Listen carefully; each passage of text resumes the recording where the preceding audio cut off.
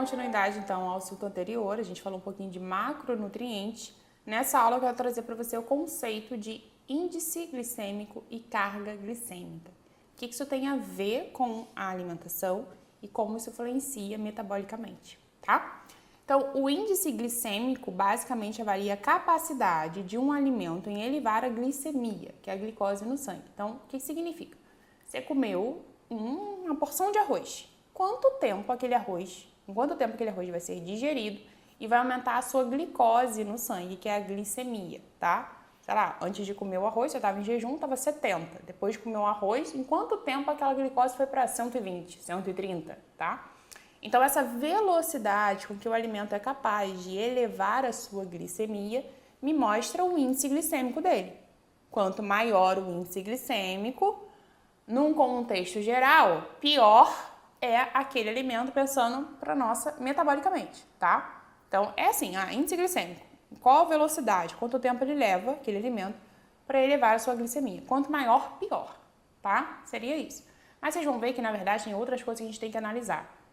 Por isso que tá tendo essa aula aqui, que não é tão simples assim.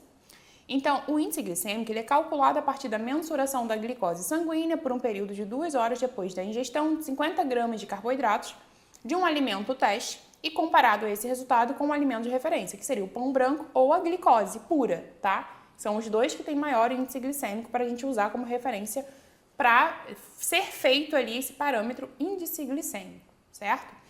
Por isso é comum ter 2 tabelas de índice glicêmico, uma feita utilizando o pão branco como referência e outra utilizando a glicose. Então existem tabelas, né? Então, eu quero saber qual é o índice glicêmico da banana. Aí vai aparecer lá, 100 gramas de banana tem tanto de índice glicêmico, e aí aqui comparado com o pão branco o índice glicêmico é tal, comparado com a glicose o índice glicêmico é tal, tá?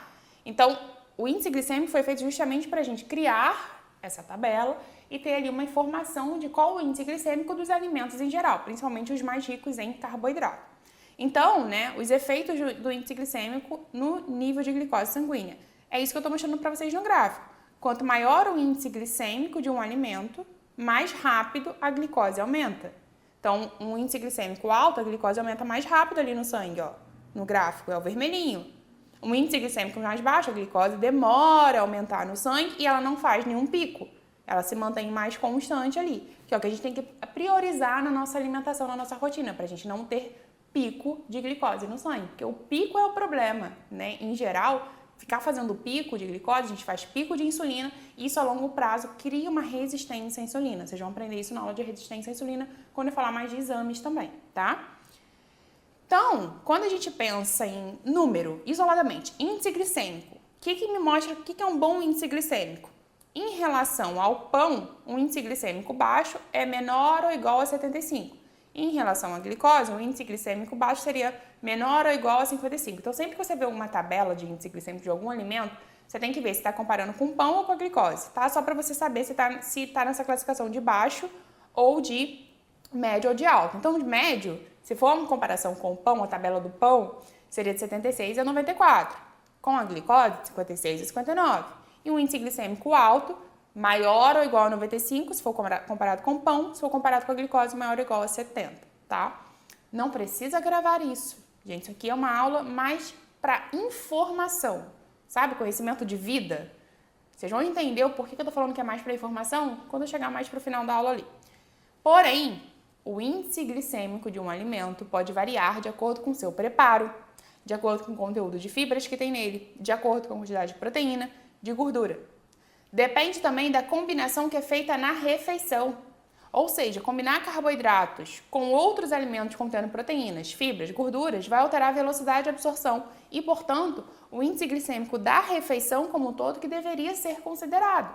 Então, vocês entendem que é bem diferente eu comer uma banana sozinha, e comer uma banana com um pote de iogurte natural, ou uma banana com um mixzinho de oleaginosas, amêndoas, castanhas, enfim, coco, ou uma banana e 2 ovos na mesma refeição.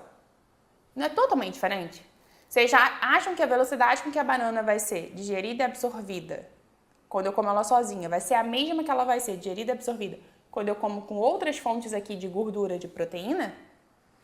Não, altera. né? Então, eu acabo reduzindo a velocidade de absorção desse carboidrato da banana quando eu coloco outros macronutrientes juntos. E aí, qual o problema do índice glicêmico? Ele é uma medida qualitativa, ele só mede se está alto ou se está baixo, porque aquele alimento é fonte de carboidrato. Mas ele não considera a quantidade. Então, eu preciso considerar a qualidade, se aquilo é alto ou baixo de carboidrato, mas também a quantidade que tem ali. Qual a velocidade que aquilo vai ser absorvido, dependendo da quantidade. Às vezes é um alimento que tem alto índice glicêmico, mas a quantidade de carboidrato é muito pequena. Que o que vai fazer ali na sua glicemia não vai ser nada, entendeu? Vou dar exemplos práticos para vocês aqui. Então, na verdade, a quantidade acaba sendo muito mais importante para levar a glicemia e a insulina. Então, é diferente eu comer uma banana pequena do que eu comer um cacho de banana. Certo? E aí, para o índice glicêmico, não importa. Se você está comendo uma banana ou um cacho de banana, o índice glicêmico é o mesmo. Mas é totalmente diferente. Eu tenho que considerar a quantidade que você está comendo, tá? Pensando nisso, foi criado o conceito de carga glicêmica, que é muito mais útil para avaliar a resposta glicêmica de um alimento e de uma refeição. A carga glicêmica é um indicador de qualidade e de quantidade de carboidrato a partir de uma determinada porção que você escolheu consumir. Então, a carga glicêmica, eu deixando aí para vocês, é um cálculo que a gente faz, não precisa fazer esse cálculo, não precisa nem aprender. Isso aqui já vem pronto, já tem tabelas de carga glicêmica, mas só para vocês saberem de onde que vem esse cálculo. A gente pega o índice glicêmico de alimento, vamos supor, vou comer aqui 100 gramas de banana, uma banana média. Qual o índice glicêmico da banana? Vezes a quantidade de carboidrato naquela banana. Ah, tem 20 gramas de carboidrato nessa banana. Dividido por 100. Aí eu acho a carga glicêmica, tá? Então, aqui eu trouxe agora uma tabela mais completa para vocês. Nessa tabela eu mostro o índice glicêmico e a classificação da carga glicêmica, tá? Então, olha só o que a gente considera uma carga glicêmica baixa, menor que 10. Média, de 11 a 19. Alta, maior ou igual a 20, tá? E aí, alguns alimentos possuem, então, um alto índice glicêmico, porém uma baixa carga glicêmica. Pois para elevar os níveis de glicose e insulina com esses alimentos é preciso consumir grandes porções. Exemplos práticos, melancia, abacaxi. Então deixa eu explicar para vocês. A melancia, ela tem um alto índice glicêmico, tá? Por quê? Porque é basicamente frutose e glicose. Quase não tem fibra. Ela tem água, glicose, frutose, que são carboidratos.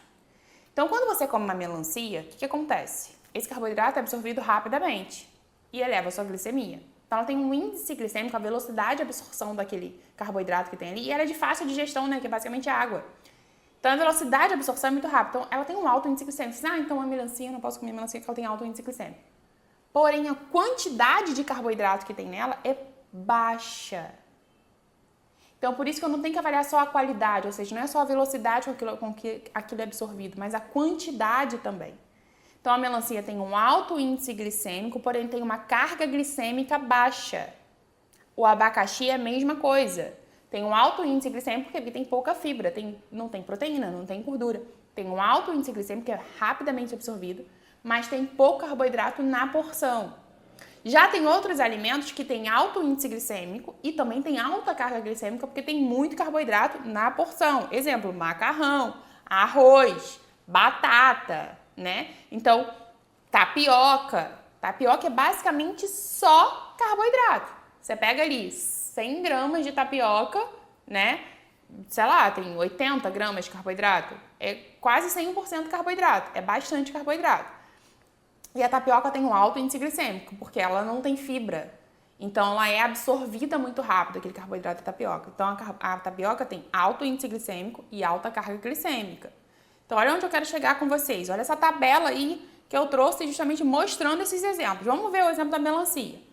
A melancia, em relação ao índice glicêmico do pão, tem um índice glicêmico de 103. 103 vendo na tabela lá embaixo, ó.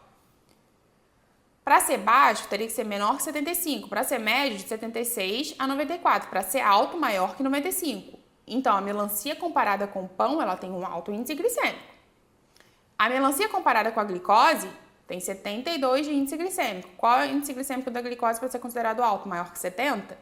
Então, a melancia comparada com a glicose tem um alto índice glicêmico. Então, dois critérios aqui, alto índice glicêmico. Em relação à carga glicêmica, em 120 gramas de melancia, uma fatia de melancia, tá? A carga glicêmica é 4. E o que eu considero aqui de baixo para a carga glicêmica? Menor que 10.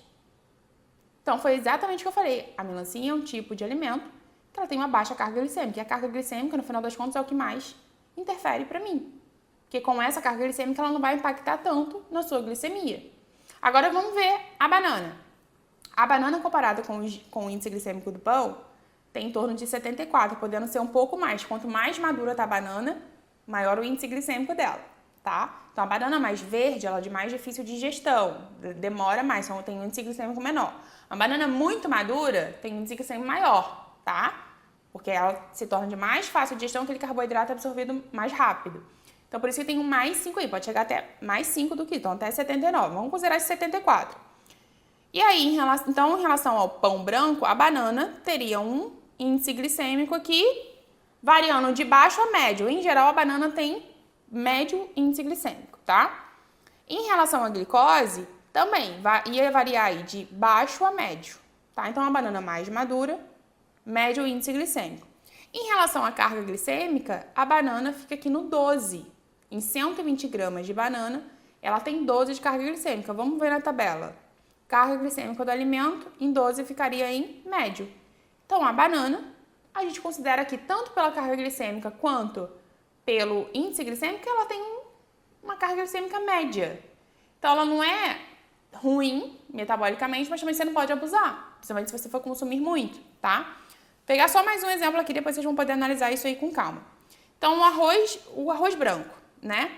Tem 91 comparado ao pão, então alto índice glicêmico, né? Na verdade, entra aqui quase no médio, porque comparado ao pão seria 95.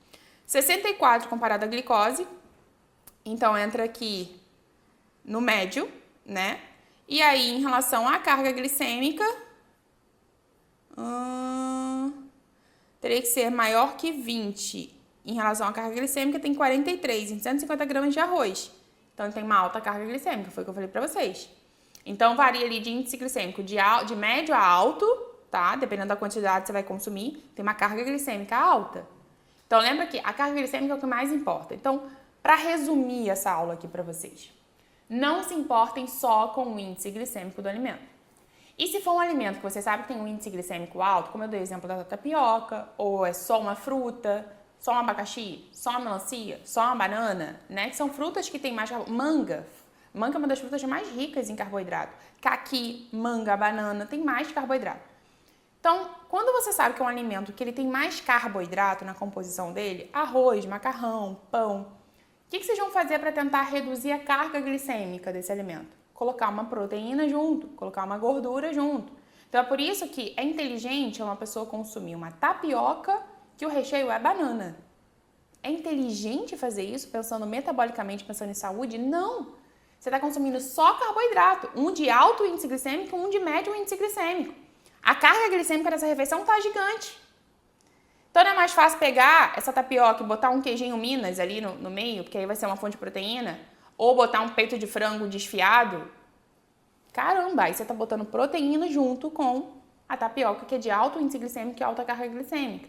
E também a quantidade de tapioca que você vai usar. Você vai usar 100 gramas para fazer a tapioca ou vai usar 50 gramas? Muda completamente a refeição. Então, ao longo aqui do curso, vocês vão aprendendo melhor sobre isso. Mas só para vocês entenderem que, assim, eu nunca recomendo, pensando mesmo em saúde, gente, metabolicamente, para você conseguir usar esse carboidrato de uma forma melhor, de uma forma mais lenta, você não ficar fazendo pico de glicose. Quando você for consumir um carboidrato, você sempre tenha junto uma proteína ou uma gordura boa, para a gente tentar reduzir a carga glicêmica da refeição. E sempre tomando cuidado com a quantidade que você está colocando ali, certo? Então é isso, meus amores. Até a próxima aula.